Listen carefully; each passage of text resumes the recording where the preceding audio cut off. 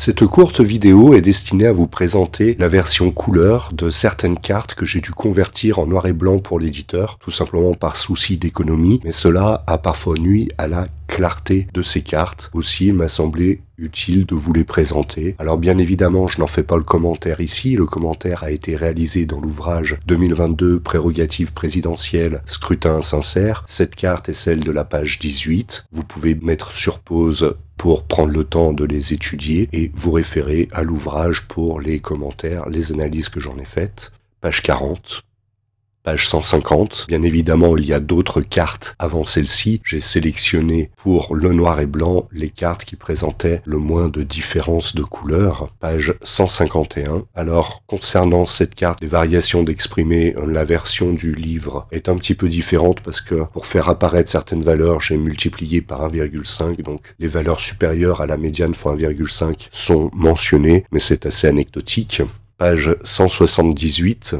Et enfin, ce document est un petit peu particulier, plus difficile à prendre en main. Alors il faut que je vous en explique sommairement la démarche. Je ne vais pas revenir à mes archives des années 2000, ce sera un petit peu long. Concernant le manuscrit qui apparaît ici et tout ce qui est source et brouillon, c'est-à-dire le traitement de données. En fait, ce qu'il faut bien comprendre, c'est que le point de départ du projet, c'était de faire une histoire de la Ve République à partir des données électorales, et cela devait en être l'introduction avec 19 mégaoctets et quelques 200 pages.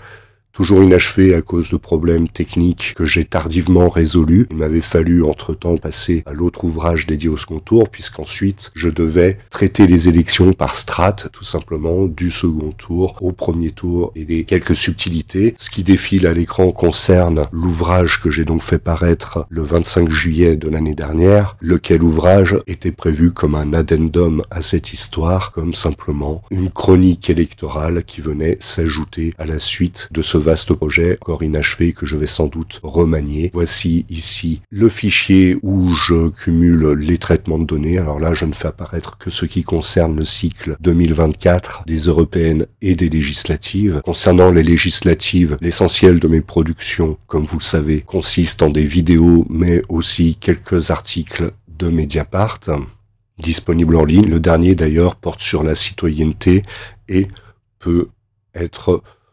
consulter avec profit en lien avec justement le tableau que je vais vous présenter rapidement tout de suite après. Bien évidemment, vous comprenez qu'entre un projet assez titanesque d'une histoire encore inachevée, l'urgence de 2022 à traiter un manuscrit qui a été refusé entre-temps sur les seconds tours et transfiguration du politique, et puis d'ailleurs la première version du manuscrit sur les présidentielles 2022 a dû être profondément remaniée et j'ai beaucoup d'éléments à faire paraître prochainement.